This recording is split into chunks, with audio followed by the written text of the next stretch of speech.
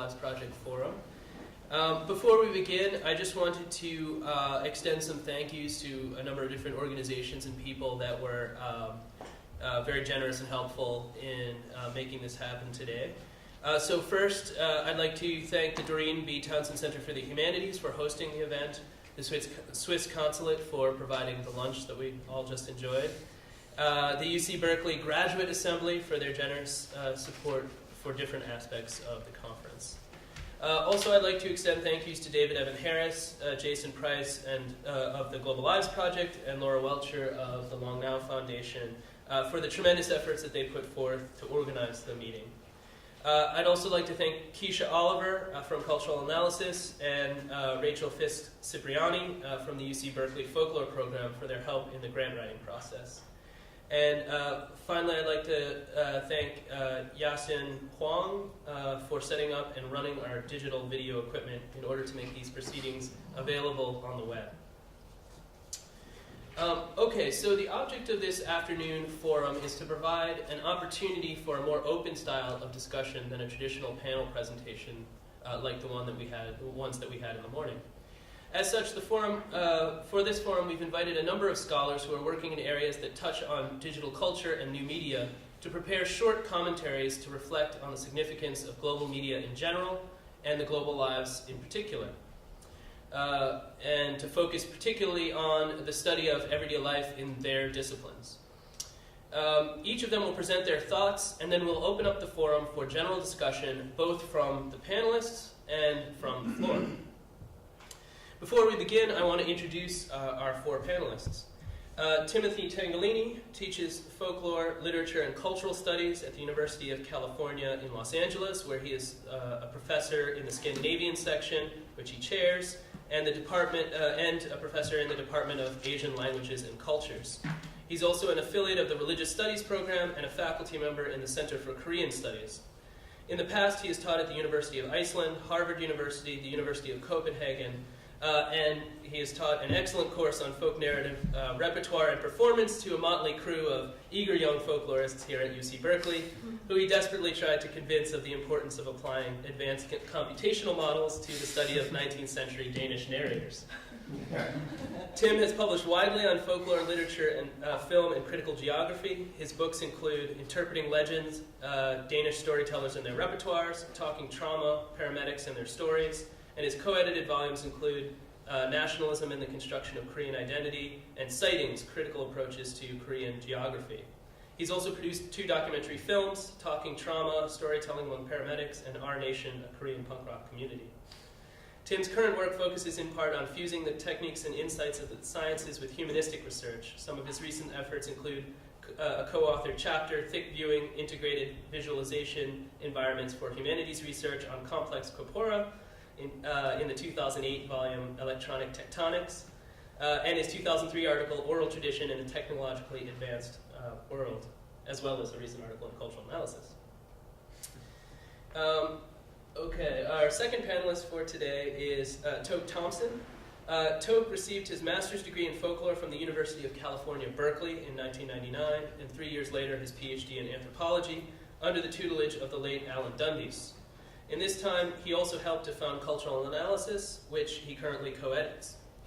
After his degrees, Toke received a 2-year postdoctoral position with the Center for Irish and Scottish Studies at Trinity College in Dublin, where as a fluent Gaelic speaker, he helped to launch a master's program in translation studies and worked as a researcher in Irish language traditions for the University of Ulster in Northern Ireland.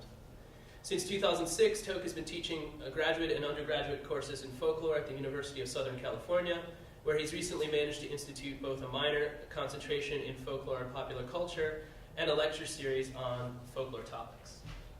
In the past, he's also taught folklore as a visiting professor at universities in Northern Ireland, Iceland, and most recently in Ethiopia. Along with his numerous publications on folklore and Irish culture, Toke has done substantial work on the intricacies of folklore and the sciences. A selection of his recent publications include Beatboxing, Mashups, and More, Folk Music for the 21st Century, and The Ape That Captured Time, Folklore, Narrative, and the Human-Animal Divide. Our third panelist, Laura Welcher, has a PhD in linguistics from the University of California, Berkeley.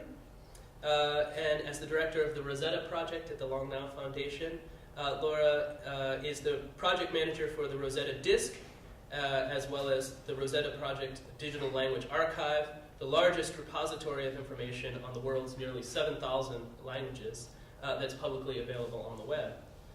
As part of her postdoctoral research, she became involved with several projects in linguistics that are developing standards for the creation and archiving of digital language resources and interoperable tools to support linguistic research. And our final panelist, Jerry Z, is a graduate student in the UC Berkeley Department of Anthropology. His work focuses on the practices, processes, and knowledges surrounding the political epistemological problem of the environment as it's produced in the context of desertification and landscape change in northern China. He has interests in spatiality, political ecology, anthropological epistemology and methodology as problems of contemporary anthropological knowledge practices. Okay, so that's our panel. And so what we've asked them, each panelist, to do today is give a short presentation of some of their thoughts about the Global Lives Project, and then we'll open it up for general discussion after they're done. So why don't we begin with Tim, since he's directly on my left. That's what I was afraid of. I sat here listening to these very interesting presentations, and I'd spent some time on the Global Lives website, and I was trying to figure out how I would start this. Since I'm an academic, a lot of my daily life, my everyday life experiences revolve around going to conferences and sitting in rooms not quite as nice as this, usually in places actually, unfortunately, since I do Scandinavian studies, in the Midwest, in the winter. And I remember one talk that I was listening to, given by a very well-known and erudite scholar of historical linguistics, and I happened to be actually sitting next to him while he was giving the talk. And he had some small notes in his hands, and as he was giving this incredible discussion of the historical development of some really obscure words in Old Icelandic, at times like that one's mind often wanders. And my eyes wandered too, and I wanted to see what he had on his notes, because he was looking at them assiduously, and they said things like, buy a quart of milk, remember to pick up laundry. And I thought, this is really interesting. This is an insight into this guy's everyday life that is situated there in Minneapolis and is completely orthogonal to what he's discussing. I'm not sure that really is so much a fitting analog for what the very interesting work that I saw here, but in some ways it can be insightful to think about, on the one hand, the professional persona that we all project, and on the other hand, the fact that we're all embedded in aspects and concerns of everyday life that actually, to be quite honest, are often much more important to us than whatever it is that we're doing professionally. And I think that is one of the real keys to this project, is that we're starting to get these glimpses, and we're starting to motivate people to look at things that intersect with everyday life. Anthony very generously, and is incredible. I'm going to have to get the notes for your introduction, and I'll just play that when people ask me who I am, because I really, that's a very nice presentation. Thank you for that. He mentioned my work on Korean punk rock, which actually started here in Berkeley, but in a very, very complex way that it started here in Berkeley. But it really took place in Seoul, and what we were trying to do was capture not so much, here are the bands, and here is punk rock as a phenomenon in Korea, but rather try and capture the everyday life of a group of young men and women who were trying to carve out for themselves a creative space in Seoul, Korea, at a time of, this is one of the great cliches in Korean studies, at a time of great political, social, and economic upheaval. If you look at Korean history, that phrase actually obtains for every single period of Korean history. So, nevertheless, here they were trying to carve themselves a space. Now, I presented some of my work while I was there doing field work to my colleagues at the National Folklore Museum, which is sort of my institutional home in Korea. And at first they thought I was joking, And then to echo your question, is this sociology? They asked me, how is this folklore? And I thought, that's actually not the right question. Really, the question is this a way of understanding meaning-making processes for the people who are engaged in those processes? I think that's one of the wonderful things that you capture here, is the ability for people to create meaning out of aspects of everyday life. And the meaning accrues over a period of time. It's not just the one-off thing, but rather it's the habitual processes of the everyday life. To add another level of complexity to what I'm saying, I unfortunately a few days ago was in one of the most, well look, all faculty meetings are annoying, but this one was more annoying than almost any other faculty meeting I have ever been to. And it was part of a discussion of transforming the humanities. Now, unfortunately, most other fields don't feel a need to, quote, transform themselves, but rather work in ways that are transformative in and of themselves. You don't need to change the parameters in which you work. But the discussion there was, how can we transform the humanities in the context of California's budget crisis? And again, I thought that was the wrong question. How can we use the humanities to help broaden the knowledge and the understanding of the human condition in California? That's a much better question, but that wasn't the question at hand. But their solution was to take a bunch of departments and lump them all together and make one big department. But that's not transformational. That's just, I think as I was mentioning to Toke, that's just stupid. What would be transformational would be, in fact, to harness what unfortunately has been called, and I hate this word, but it actually is an apt word, the global and the local together. And recognize that each individual has their own intersection with themselves and the communities of which they are part. And I say communities quite deliberately there. That dialectic tension, that productive, creative tension between the individual on the one hand and what I label tradition, which can be a very complex phenomena on the other hand. One that is situated in the locality, but in this contemporary environment is greatly aware of the global embeddedness of the local. So the global gets embedded in the local as the local gets embedded in the global, and this leads to a complexity of both virtual and physical movement and creative space that I think is fundamentally productive. But that is something that I think you've done remarkably well in the Global Lives, is you've brought it down to the level of the individual. You've shown how the individual engages these meaning-making processes throughout the course of a day. You've opened up the opportunity for other people to add their voices to that. And what we're really doing there, in that sense, is understanding the individuated meaning-making processes in larger contexts, both the local context, the regionalized contexts that are both national and transnational, ones that reach out across continents and actually are, quite frankly, global, without any of the essentialism, the generalization, or the anonymity that accrues so often when we talk about the global. So you make the individual important in the context of the global. And that's really what we are trying to do in the humanities. That's actually transformative. Thank you. All right, Toke. Well, that's mostly what I was going to say.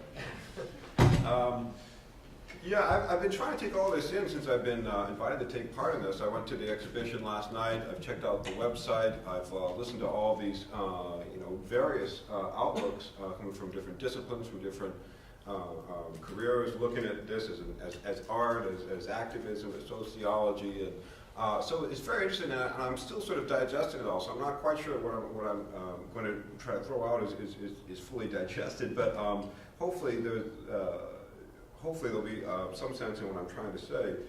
And one of the things that I'm noticing is, as a folklorist, I'm interested in what people do, what people actually perform, and one of the things I find interesting is if you ask people what they do, they will also often tell you something very, very different than what they actually do. Now, both of these are interesting. If you ask people, what is this about, anyone, they'll often tell you one thing, and then if you actually notice how they live their lives, it might be something very, very different coming out. So there's often a distinct and sometimes a disconnect between our ideals and our everyday existence. And one of the things that I found really interesting in wandering through the exhibition last night and seeing all of these people living their everydays is I was wondering if you asked them about their lives, would they have selected these moments, driving my car or something like this. I think that for my own sake, I realize that I drive a car a fair amount, and yet if I reflect on my life, that never really pops up. I don't really privilege that as something I take a lot of interest in or pride myself in. And maybe I did when I was 16. I got my driver's license, but since then it's become more and more mundane for me. But there's something I think to be recognized in what we actually do, and what people actually do is what I study as a folklorist, what people actually say. And I think one of the interesting things then that I'm looking at when I see this whole complex of global lives is that, I'm sure it has different meanings for a lot of different people. And what people actually do in this project and with this project and from this project are going to be very, very different. And I think that's one of the exciting things is how open-ended it is and that it allows a lot of people to be involved in their own way. The other thing I'll sort of say is that we're all sort of, I think Global Life Project for me, I look at it as a performance in a sense. It's performed in a particular moment, a historical moment, a particular place or places, and places in time. And it connects to a lot of the other things that are going on. As the last speaker who was beaming in live from her apartment in Holland was saying, that this, just the act of having two speakers beam in live for our little conference, I think speaks to this. These new words of global that we now know, even this word of global, which it may have been around for a while, but we really weren't using it too much until recently. And even my coffee cup that I just see here, it says eco products, and it has the whole globe right here. So, I mean, I think there is an ideology of our times that is tying all of us together in these projects. And that's interesting for me. What are these buzzwords? What are these projects of global and local and eco and green? Right? That's green's been around for a while, but it means something different now, and it means something different throughout the world, actually. So I'm also interested in how this ties us together with all these different meanings that are being produced about the possibilities of being local, of being global and local. And what these mean not just for myself or people who check out the website, but the possibilities that even the people who are being filmed must have sort of realized, okay, this is going to be a global thing. So, we're all global citizens at this point, and I think that is going to be something to keep our eyes on in times to come, because as we see more connections in our everyday lives with other people, and we get these immediate, compassionate, visceral reactions with other people around the world, I think our sense of belonging is going to change. And media has often, media is how we communicate, and how we communicate is how we create our social lives. So as the media change, our social lives change, and our perceptions of what it is to be a person or what our identity is changes as well. I'm always reminded of Benedict Anderson and his work on how newspapers and print literature created the modern nation state. And other people have mentioned how this same process created our copyright laws and our legal system, our universities, our nation state. A lot of these things have been created by this emphasis in growth of mechanical reproduction. And so what is this transformative media on a global scale going to do? Is this spell the end of the nation state as a primary form of identification? Does it spell the end of our legal system built on mechanical reproductions and such things as copyright, authorship? What about learning and all of the rest? Stay tuned is all I can say, because I think we're just beginning to see some of the first bubblings up and this very passionate interest in establishing identities that are very, very different than the identities that we've been running with for the last 500 years or so. So for me, it seems like just the beginnings of something very, very transformative indeed. Okay.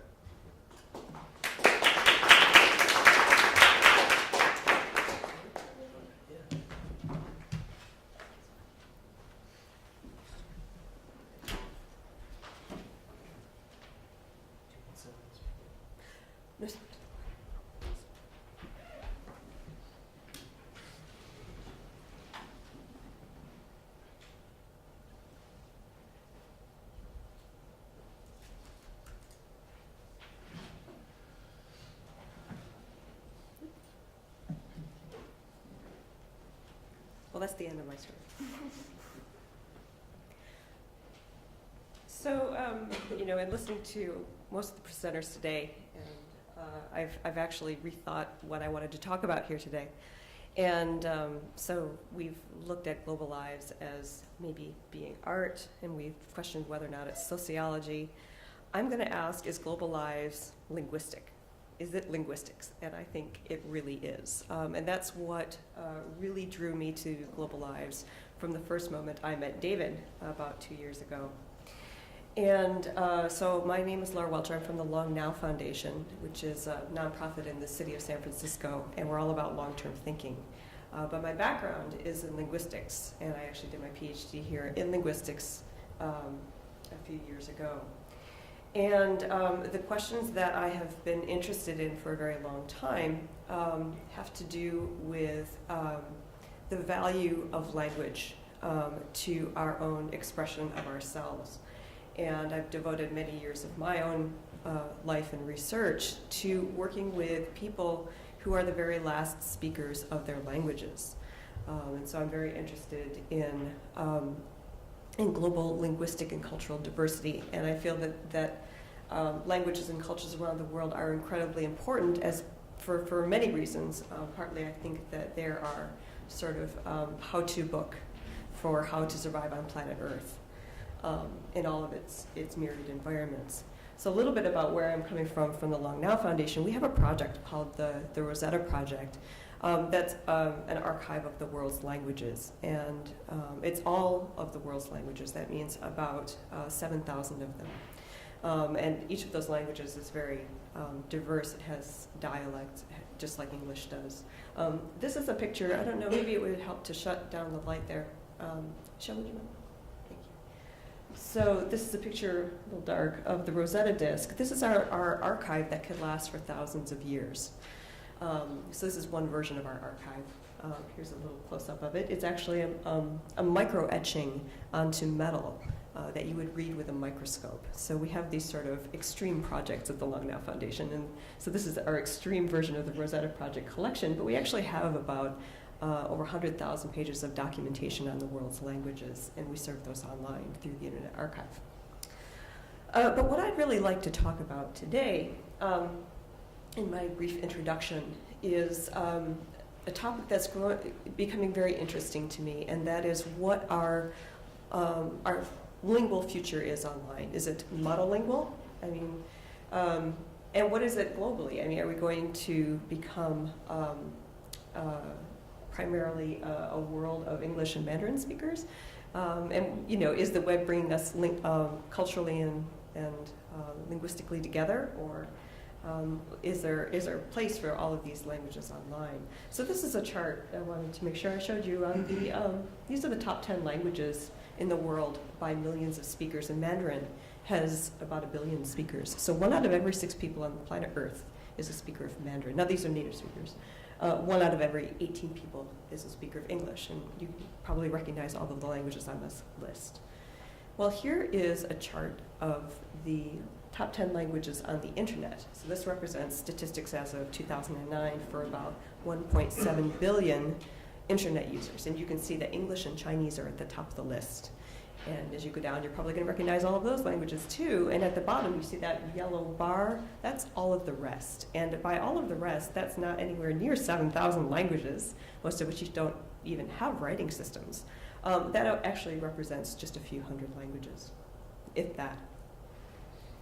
So if you look at the languages of the world, spoken languages of the world, it actually looks like this. I call it the long tail of languages.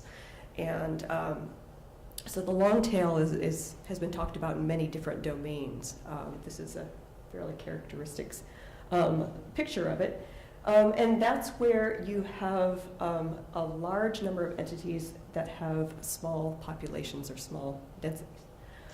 So if in that little green bar on the left, that represents half of the world's population, which speaks 1 of 10 languages. And then if you look into the yellow zone, that's languages with maybe 100 million speakers down to 1 million speakers or so. And that's just about everybody else. So that's 1 of 300 languages. So if you take about the 300 top languages in the world, that represents 95% of humanity. But the other 5% of humanity speaks the other 95% of the world's languages, and that's roughly 6,500 of them. And that long tail, that red long tail there, is what I'm particularly concerned about, because those are the languages that are likely going to disappear in the next 100 years. And that's very real. You know, I've worked with groups of people like this in my career. So what I've been thinking about is there a place for these people online? Is there room for 7,000 languages online? And today I think there isn't. There's nowhere near a representation of the global linguistic diversity online. But I believe that in the future this may be possible. But I think that it doesn't just happen on its own. I think we have to build it. We have to consciously build it. And I think that the Global Lives Project is actually doing this, maybe not consciously, but through the technologies and techniques that they're using, they are enabling it. And so one of the first projects that I encountered on Global Lives was the Chichewa project. And what I found so very striking about it, Chichewa is probably in the yellow zone up here. It has 7 million speakers, I believe. And then there's the other dialect that was also in that chute, which is related to it. But what struck me about it is that it was a tremendous, tremendous effort, and it was very difficult. But at the end of doing it, they have created the largest linguistic corpus for Chichewa online. And it never existed before. There might have been a dictionary. So now Chichewa has a virtual presence online that it never had before. And I'm going to skip a couple of slides here.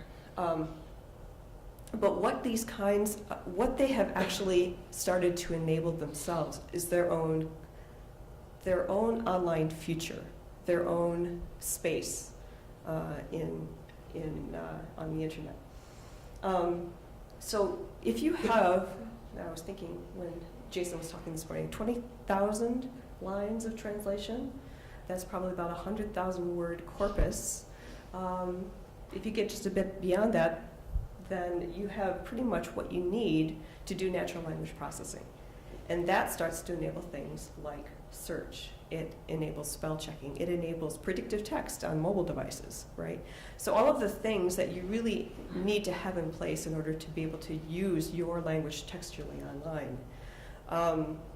Where there's definitely challenges there yet. You have to get a corpus of a certain size in order to do it.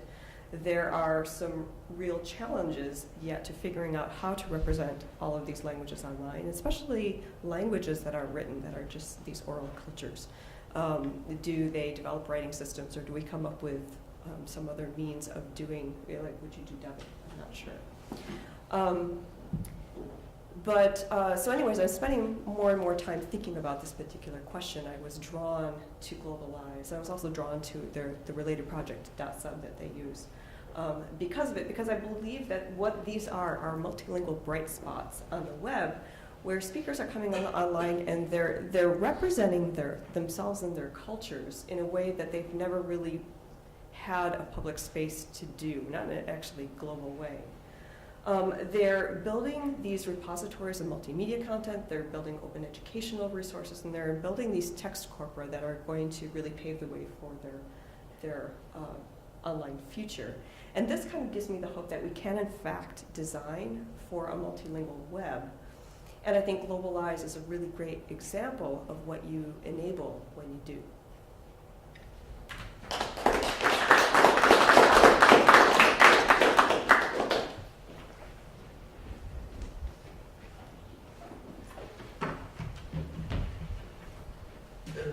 All right, and finally we have Jerry. Hi. I'm gonna read.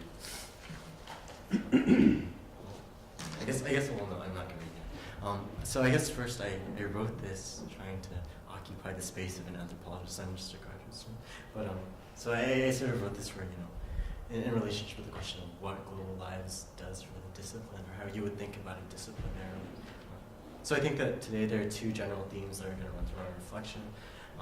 And more generally, and more specifically, the Global Lives project and its multiple possibilities. And I think that what's interesting about Global Lives is that you could conceive of it in really different ways in relationship to anthropology. So it's both a text and it's both and it's something else, right? You could use it in different ways. So I think that to consider Global Lives and the more nebulous and problematizable category of global media that we'll let it fall into for right now, as an anthropologist, raised several important questions about ethnographic methodology and epistemology if we can consider Global Lives as an ethnography.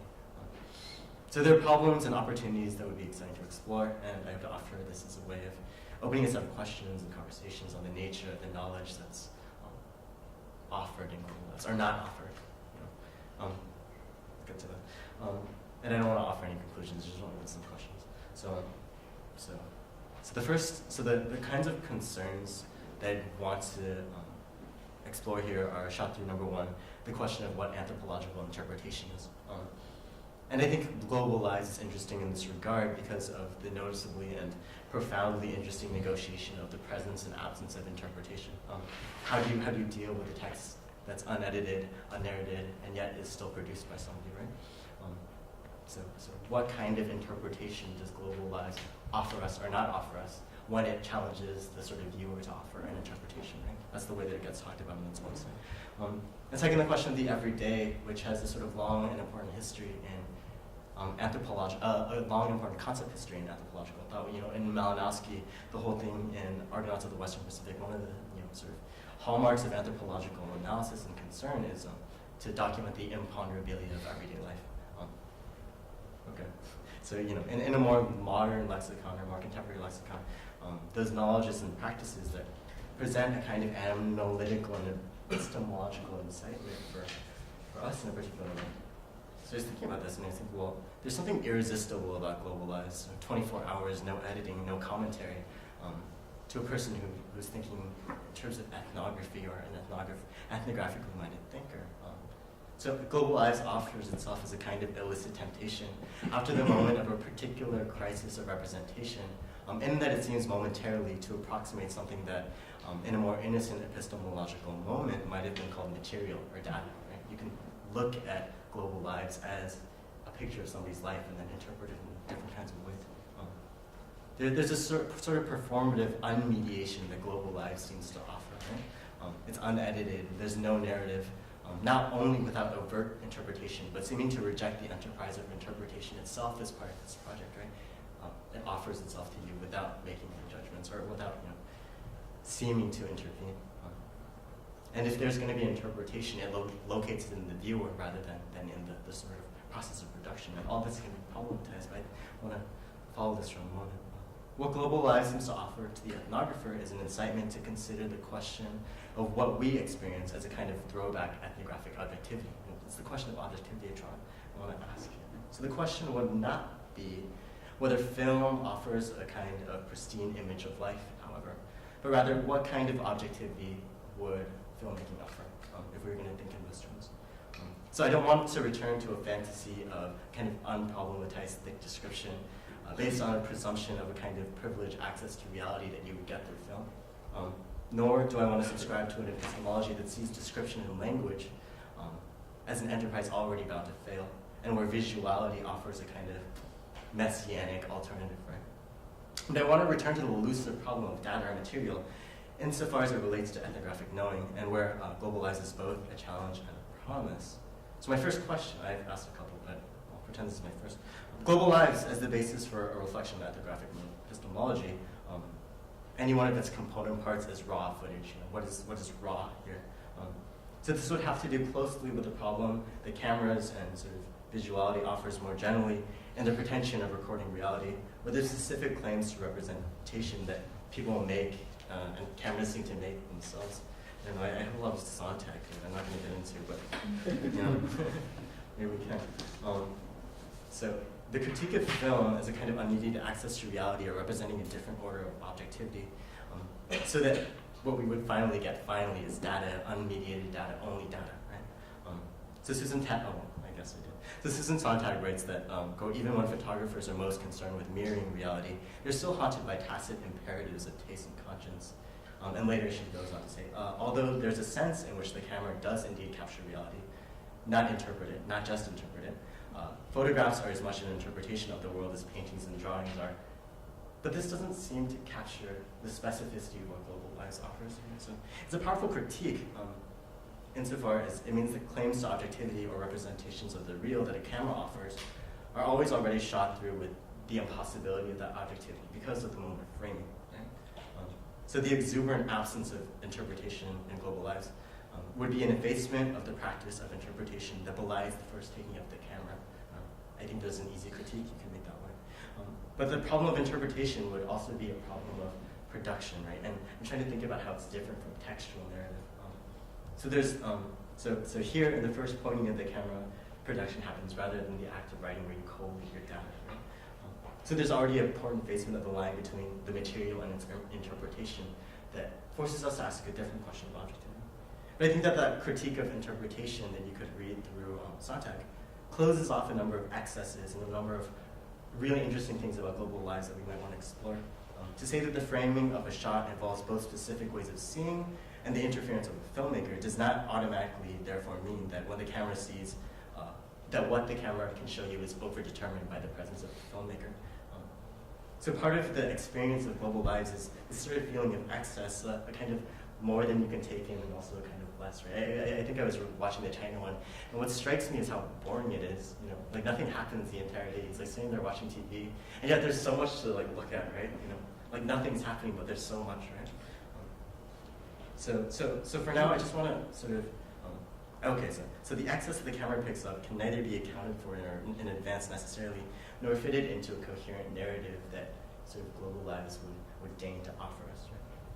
So this mirrors another kind of ethnographic ethic of writing. And here I just want to point just to Thurm, who says, it's also important to note that there remain more data. This is in her. It's also important to note that there remain more data than my particular interests address in order to preserve a sense of a partial job. Ethnography is about the analytical constructions of scholars. The people they study are not. It's part of the anthropological exercise to acknowledge how much larger is their creativity than any particular analysis can encompass. And again, I just want to draw a parallel here to the sort of parallel figures of excess and not being able to be accounted for. Okay, so the second question, I'll go really fast. The second question is obvious, right? So what does Global Lives look at? What is the objective analysis of Global Lives? And it's not really clear. Most obviously, it would seem that the problem is the global, right? But what is the specificity of the globality that Global Lives offers? And it's not straightforward. I think it opens itself up for a question. The globality, in my reading, so Global Lives is multivalent in that it offers itself both as a depiction of globality and as what Anacene calls a global project, complete with its own conflicted claims and visions of the global, right? What is a global life, after all? To me, Global Lives offers itself as a vision of globality in the moment of display, so the 10 screens all at once, right? That's produced in an act of sort of cumulativity and collation. You're given 10 screens that don't have any necessary relationship to one another, except that they're right next to each other, right? And it simultaneously produces this feeling of radical simultaneity and also a feeling of sort of connections that you would have to draw out and sort of posit, right?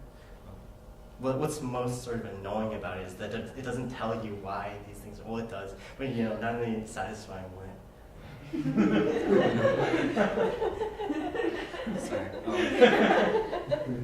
Sorry. So another possible object could be something like the liberation of a kind of national everydayness, right? But I think in the actual content of the films, one's presented with a kind of specificity that would problematize any easy correlation with this person and the nation, right? There's something so specific about it. And yet it doesn't seem to me that the object is also one person's life, right? Because the camera doesn't follow this person. What I was struck by in the China footage is that, as a filmmaker, is that, they're talking and then, the camera zooms on the person frying eggs or, the cat wandering in the corner and this sort of thing. It seems that it's not quite, that, I don't know, I have more reflections. It just goes on and on forever. Okay. Oh, I guess just one more thing. The category of the everyday. So if we take the everyday in anthropological analysis and in Global Lives as An epistemological category is the basis for a kind of ethnographic method and forms of method, and is an object proper to anthropological inquiry. What kind of everydayness does global lives purport to offer us, right? I think it subverts the category in a number of interesting ways. And let me just sketch out what I think the everyday is. So the everyday is often opposed to the events or the spectacular, right? It's the monotony, it's the thing that happens every day over a protracted period of time, a long period of time. But at the same time, it's also a weird oppositional space. So when Descartes speaks of the everyday, it stands in as a kind of ontological opposition to the official or structural or something like that, right? It's something by its very nature confounds. But at the same time, it's something that's repeated, right? And it seems that, I'm just thinking about China right now, that's all I do. And in the China shoot, the everyday seems to stand in as something that would be opposed to the event, right? But what's interesting about the China shoot to me was that, the site was Anren, which is in Sichuan province, which is where there was a huge earthquake a couple of years ago. It was a sort of big national spectacle where part of what the Chinese government did was they opened up the province to foreign media, right? It was a sort of mark of sort of Chinese civility and media openness before the Olympics, right? And so they invited media to come in and survey the everyday, basically, right? But then that opening is already bound up with a kind of performance of a different kind of state power, right? And so my point is that you can't draw a separation between the everyday and the official, or the everyday as a space of opposition and what produces it, right? But at the same time, okay, maybe that's all I want to say. But the condition of the everyday is what I wanted to talk about, right? And there's another question about the everyday in relationship to time, which I think is an interesting thing to bring up in global lives. If you need to talk about the everyday as something that's constituted as a specific historical form, and yet the everyday is always already constituted as something that repeats, how do you think about the relationship between sort of radical historical specificity and the necessity that it does itself over and over again, right? There's a weird sort of time thing that's going on. So I hope that's helpful. I'm going to stop talking now.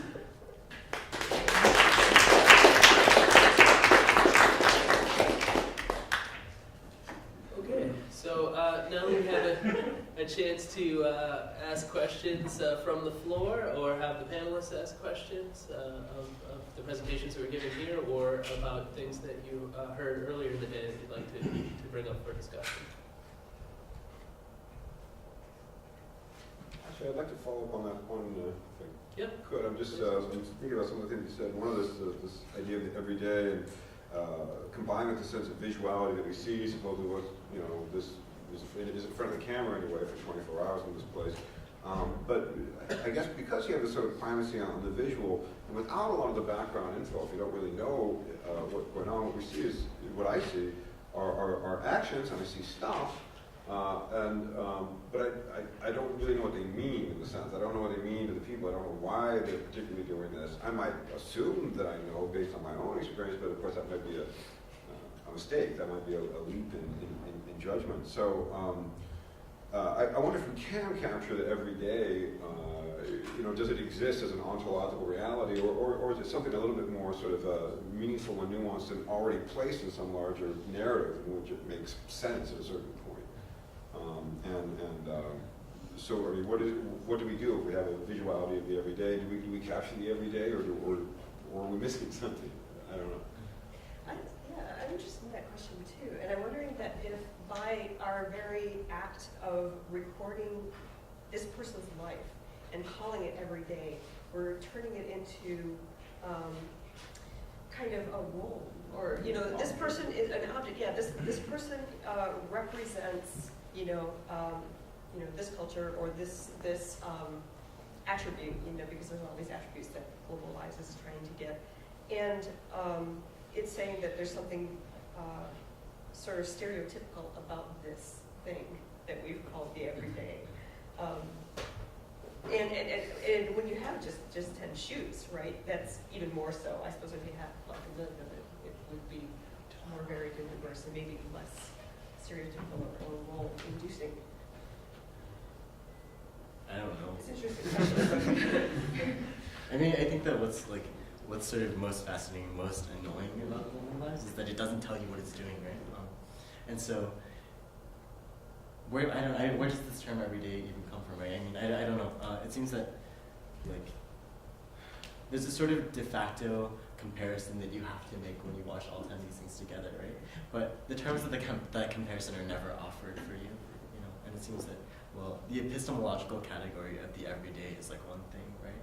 But it seems that, you know, what you're saying is that already to go out searching for the everyday and saying this is an image of the everyday reifies that as something that has a coherence that, you know, I don't know, that can't be there, right? Well, in producing the shoots, it was actually really hard to convey to the crews that the everyday, of course it's a difficult term to understand, was what we wanted. And like the crew members came from a lot of different backgrounds. Some were anthropologists, or the producers and directors. Some were anthropologists, some were journalists, some were people who did advertising or commercial media and were doing this as an escape, something that was better and more interesting to them.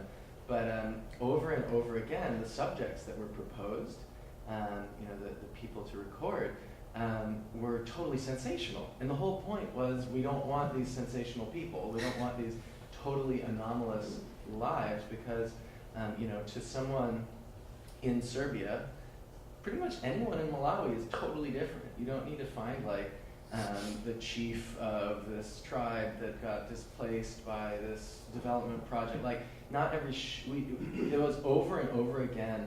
The people wanted to have either a victim of some tragedy, a leader of some movement, you know, a community that was going through this struggle, and that was great. Like for the first few, and those were always sort of subtext. But when it got to the point where it was like the third or the fourth person who was going to be someone who was clearly one in a trend of non-ordinary people, and what is ordinary, what is everyday, but we had to start thinking up a way to explicitly convey to the crews as they were proposing new people to videotape that it's totally fine if the person is boring. Like I got to the point where we kept getting these suggestions, and I was like, you know, like the India crew, they wanted to talk to me. They're like, we have 13 different ideas of people we want to record. I was like, guys, just go for the most boring one. Like, please aim for boring. That's what we want. Because if you get exciting after exciting after exciting, you lose the everyday. Because it's not everyday. Anyways, it was a really, I just want to say it was a struggle for us as well. You know, if I could just jump in there, that's actually a practical question I kind of wanted to throw out, since I have a room full of sort of media people here. Is, you know, one of the classic problems in any sort of ethnographic or anthropological or sociological research is the observer problem. You know, showing up and sort of asking somebody to produce something for you that you can take back and, you know, talk about in the classroom or whatever. And so I wondered about how that, you know, because when you're talking about producing something that's about the everyday, producing 24 hours of footage, you know, it's not every day that you have 24 hours of a cameraman following you around. So in that sense, there's, you know, already kind of a specialness built into that, or an exceptionalness built into that.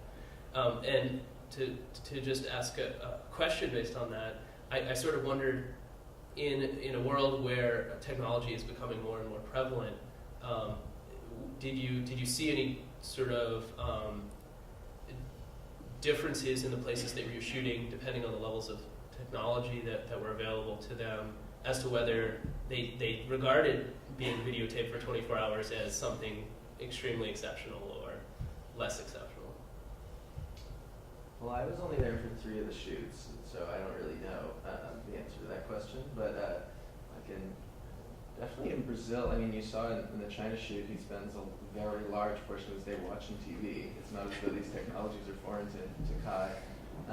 Same thing with Hi-L in Brazil, and same thing with James. But like I just have one thing, and then I want to let all the other producers here say what they think about this. But with James, we told him, don't talk to us. Please, just whatever you do during this whole day, we're just holding the camera, Dan and I, mainly Dan.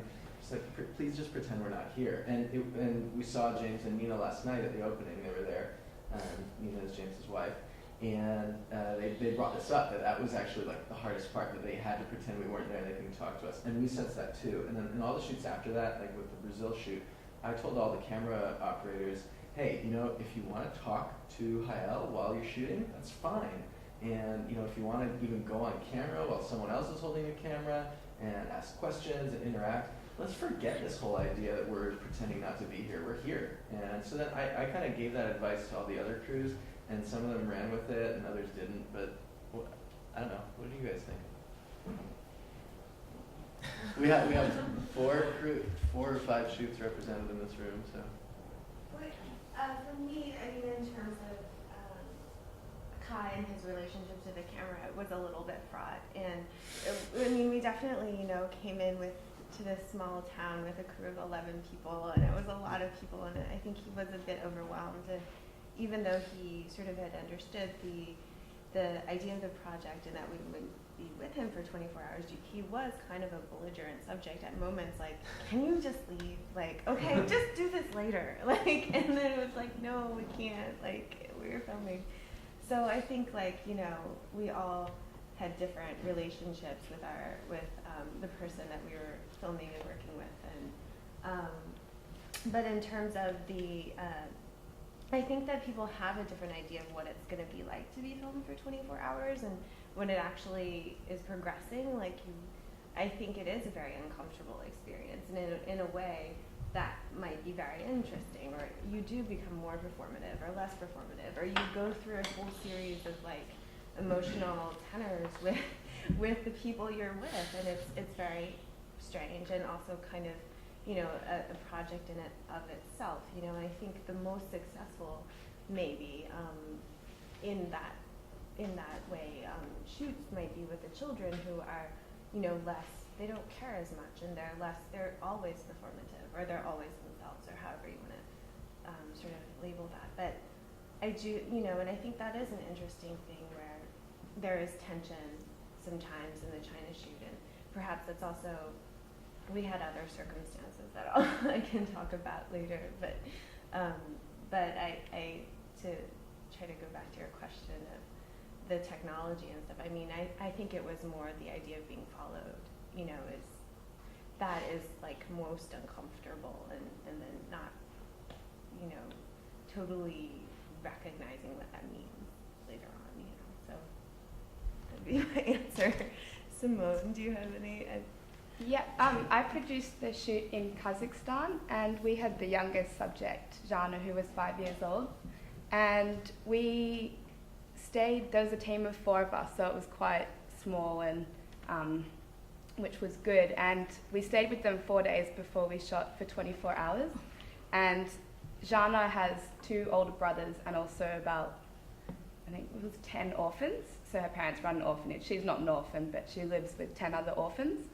And the night before the shoot, we sat them all down and we said, all right, this is what we're doing, just ignore us. And we did the fly on the wall technique where we didn't interact with them. And Jana, when she woke up, we were filming her bed, so she got a little bit shocked when she woke up.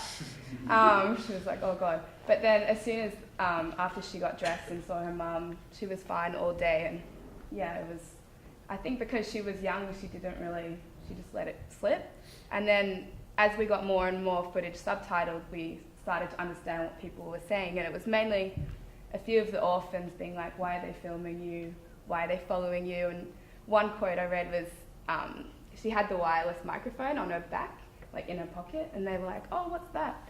And she goes, oh, they put it on me. And then they go, oh, who did? And she goes, oh, the Americans.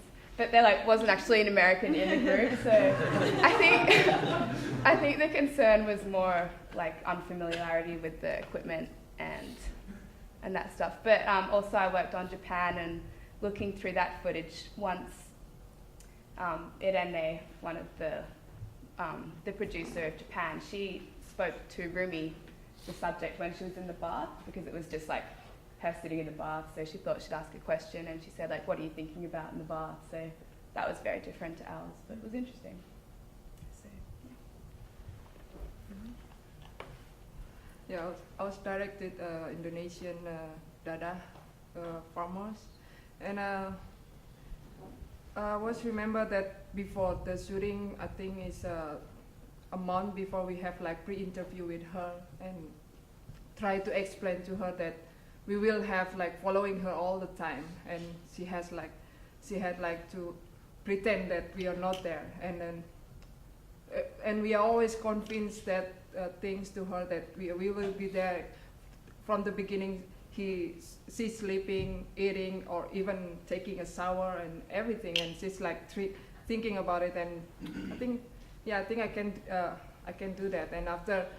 And when we are starting our shooting, we arrive a day before, bringing all our stuff and camera, and just bring the camera into her house and just put it there, just to give her a time to be familiar with all this equipment. And we have like kind of a simulation before that, so she's like, okay, now I'm used to it, and that's the way we are doing that. With the familiarizing the subjects with the camera and the crew, at least with the Malawi shoot, was very important. And we had a very small crew, and all the shooters could not speak Chichewa. That's not for lack of trying. It was actually very tricky to get access to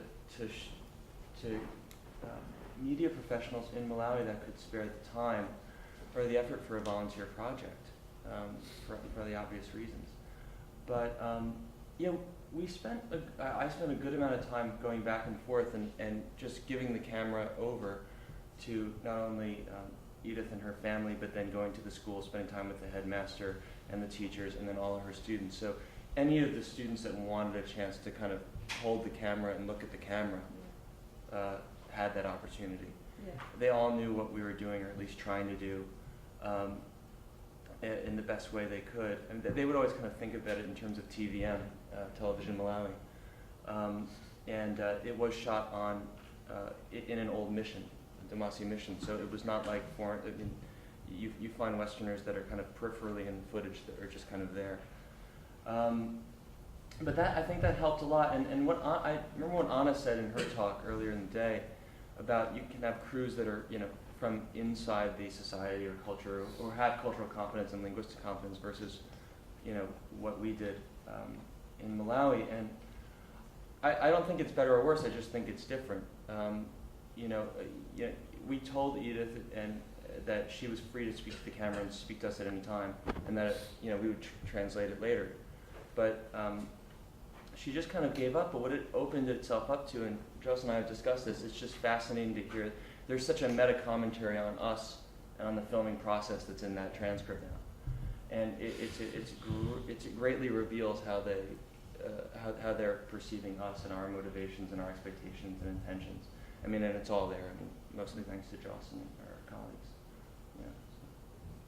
I think there are moments in all of the shoots where there are these conversations like, what are these people doing? Do they say to you, oh, they're doing this. Oh, this is going to be translated.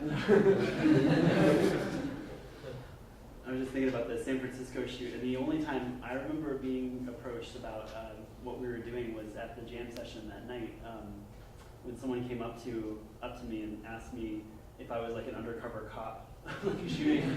I think that might be more telling of like the culture here than anything. But it definitely like, I don't know, I think we became very aware of something as filmmakers and what we were doing. In that same jam session, it was like, we were asking the question, there was food on the table, are we allowed to eat? Are we allowed to partake in this experience? And like, I was thinking, like, we're trying to codify the rules of this as if it were, we're, Jane Goodall, and like, afterwards we had a long talk about that, and we were thinking, how do we refer to the people that we're following? Are they subjects or are they participants? Yeah. And I don't know if that's resolved itself yet. Well, like that was an interesting one. Like Dan had a friend who said very early on after the first shoot, he said, "All right, I think you guys can't use this word subject. It's problematic. You've got to call them the on-screen participants." And for like 6 months or so, I switched to this term, on-screen participant, and it just confused everyone. So I switched back to subject. But subject has kind of a double meaning, and it's interesting because they are actually contributing a lot. They are donating in a very large sense, like their privacy and their identity and their image, and legally they're giving us the right to go and give this away and put it online and let people look at it and share it.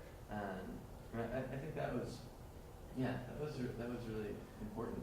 It's really important to recognize that the person being filmed is creating the day.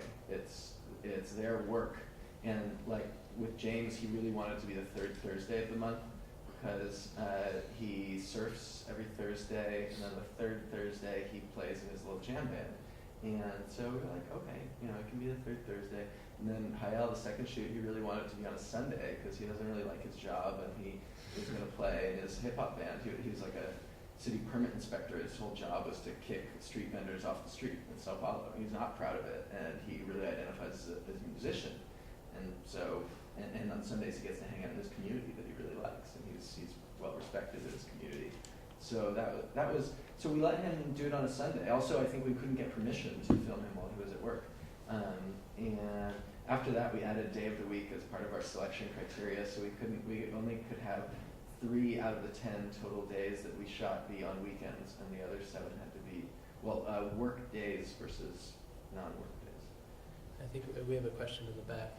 Yeah, just to change the subject a little bit, and this speaks maybe, Laura, to what you were talking about with the linguistic nature of this. I don't think translation, though, necessarily captures it, because we're talking about extremely different contexts.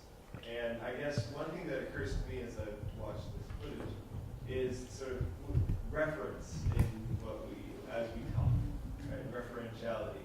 And I know that, for example, in the Malawi shoot, suddenly the girls are singing a song in a spoken syntax, and so it's a extraordinary translation challenge because it's getting around the syntax. But then secondarily, the referentiality of what are these people tapping into there? As an outside observer, translation only gets you a small bit of the way. And it's sort of an interesting thing because Global Live's footage is very not context free, but it's very, as a viewer, you do drop in a way that you are here or wherever you are in your current life.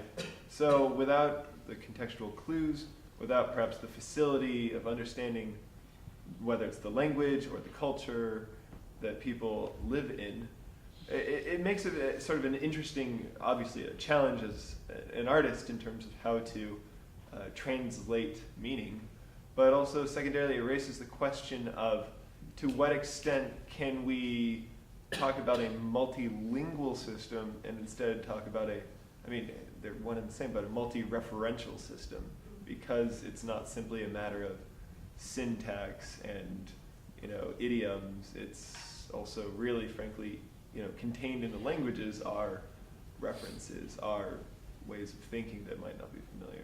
Yeah, this is actually related to, I don't know if you heard from the morning session the question that I asked about if we can. No, it's very similar. I'm thinking about similar things, and that is how you can, the observer of these shoots, maybe it allows you to sort of step out of your world or distance yourself a little bit from your own experience and try to experience somebody else's. But there's so much that's going on there, even with translation, right? There's so much cultural meaning there